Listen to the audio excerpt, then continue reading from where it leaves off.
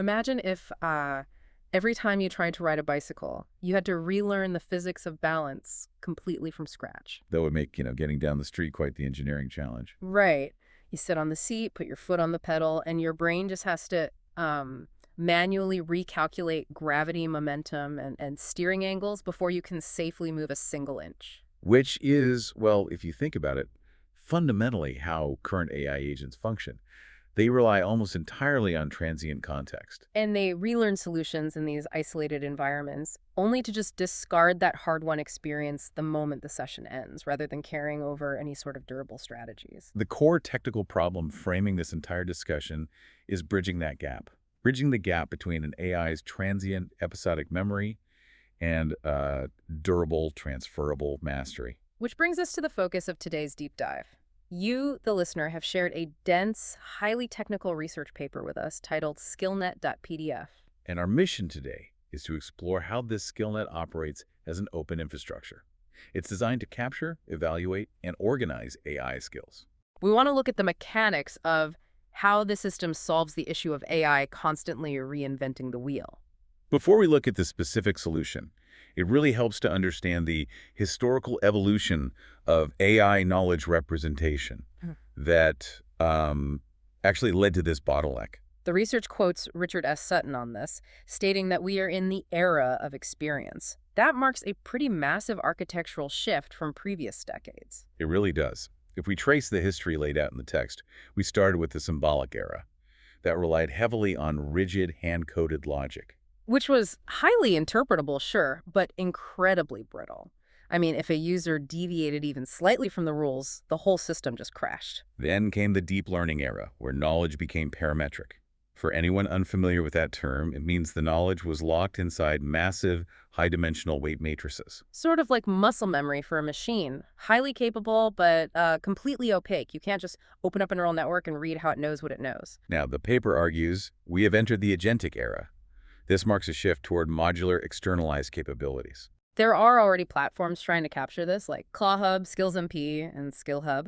But the researchers point out these fall short because they operate essentially as static package managers. They require manual human curation. That makes them highly prone to redundancy and, frankly, severe repository pollution. It makes me think of a programmer who only memorizes the syntax for one specific coding task, but fundamentally fails to internalize the underlying algorithm. Why is it so difficult for an AI to just build a reliable, automated library of those underlying algorithms? What's fascinating here is that the tension lies between explicit structure and scalable representation. Building an automated library isn't just a data storage problem. It's a translation problem, right? Correct.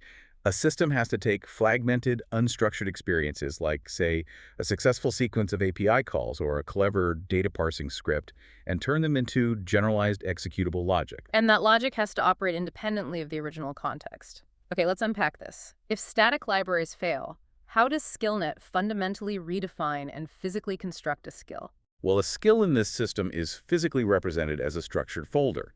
Inside that folder is a skill.md file. And that markdown file houses the metadata, the usage conditions, and step-by-step instructions alongside the actual supporting Python scripts. The operation of that skill follows a strict three-step sequence. First is discovery, where the agent loads just the metadata to see if the tool fits the problem at hand. Second is activation, which involves reading the full text instructions. And third is execution, where it actually runs the underlying code. To populate those folders, SkillNet uses a multi-source creation pipeline. It automatically extracts skills from execution trajectories, GitHub repositories, PDFs, Power presentations, and direct natural language prompts. But here is where I want to push back a bit.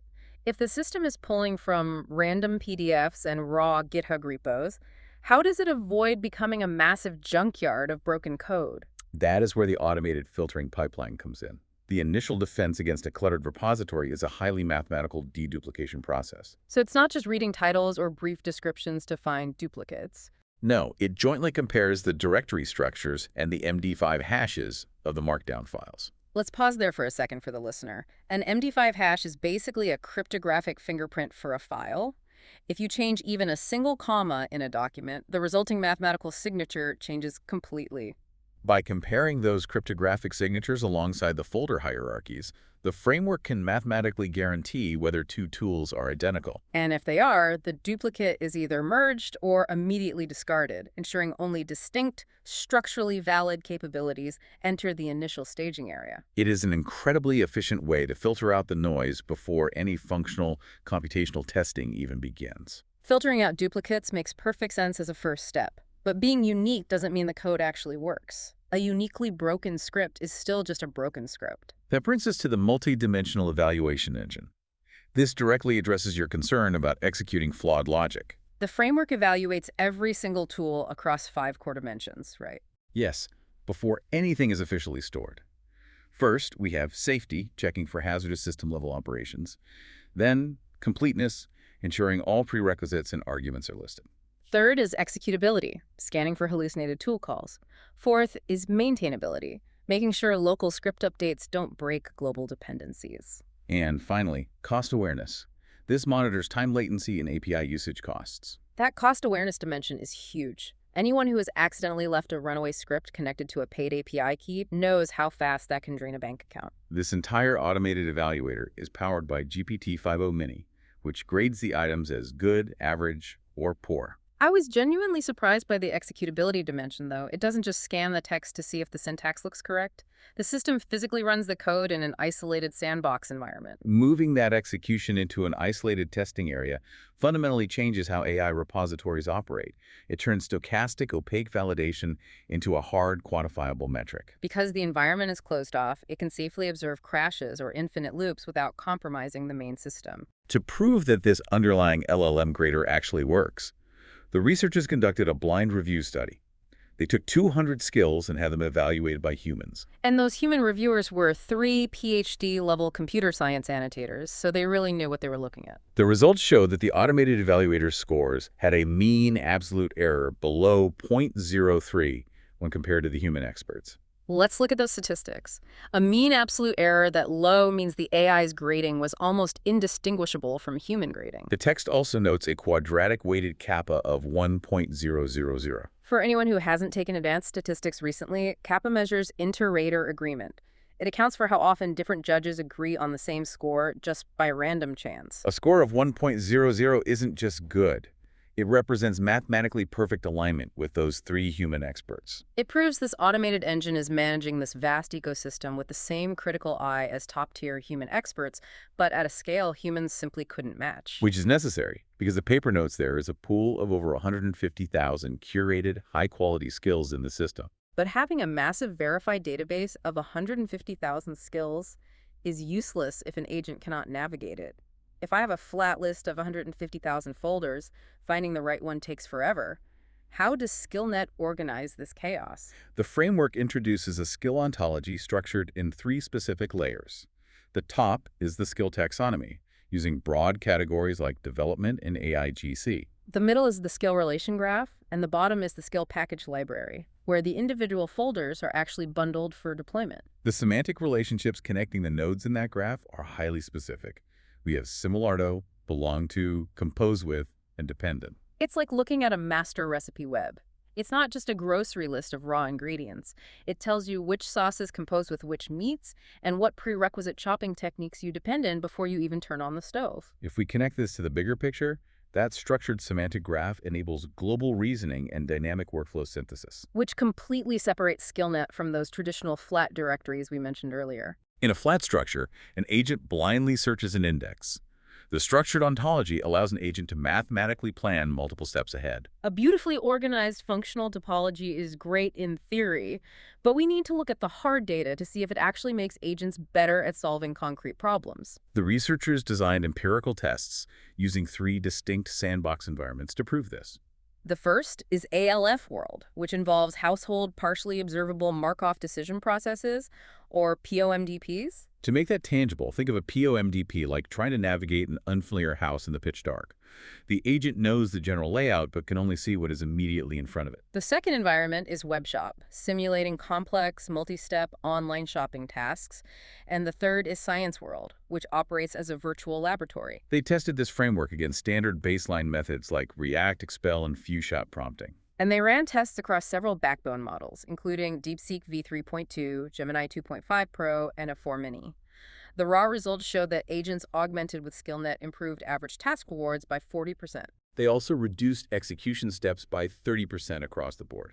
So what does this all mean? I want to focus on the significance of that 30% reduction in steps. What does that reveal about the internal processing of the AI? A step reduction of that magnitude proves a fundamental shift from aimless exploration to coherent execution. Because without a structured library, an agent in that dark house environment is just guessing its next move, hitting dead ends, and constantly generating ad hoc hypotheses. When you provide access to verified procedural abstractions, the agent doesn't need to guess. It retrieves a proven strategy and executes it linearly. The text notes that these performance gains were robust across different model sizes, too. The compact 4 Mini model saw a 15.7 increase in its reward score. And the massive Gemini 2.5 Pro model saw a 28.5 increase.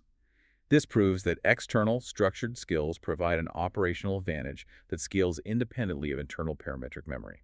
To truly ground these numbers, let's look at the specific prototype scenarios outlined in the research where these components are actively combined. The first scenario details an autonomous scientific discovery workflow. The agent starts by scheduling data processing tools to clean RNA-seq data. That means it uses a script to take raw, noisy genetic readouts and standardizes the formatting so the next analytical tool doesn't throw a structural error. It then invokes mechanism analysis to map the genes, moves to target validation for clinical significance, and finishes by activating reporting skills to structure a formal research report complete with citations. The second scenario is an autonomous coding agent. It begins with system code analysis, moves into requirements decomposition, triggers a closed-loop generation and testing cycle, and concludes by writing architectural update documentation. All of this ties heavily into what the paper calls the OpenClaw integration. OpenClaw utilizes a lazy loading concept, where only the compact metadata from the skill.md file is initially injected into the system prompt, right? Yes, and the full code instructions are pulled on demand.